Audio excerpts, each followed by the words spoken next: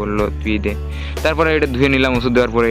পরিষ্কার করে না ধুলে ঘাস মরা ওষুধ তো অন্য সময় গাছে দেওয়া হয়, তাই গাছও মরে যায়। তো তারপরে সেই সব করে পর বেশ ধুয়ে দিলাম, আর তারপর বেঁধে দিলাম।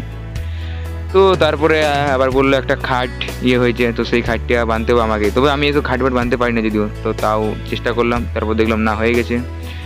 আর টানটা সেই হয়েছিল। তারপরে চলে এলাম আমাদের এখানে দুর্গা মন্দিরের কাছে, বললাম কাজ হচ্ছে, ওখানে একটা ইলেকট্রিক পোলে উঠলাম, আর ওখানে তারটা খোঁচাতে হলো কারণ ওখানে জেসিবি চলছে।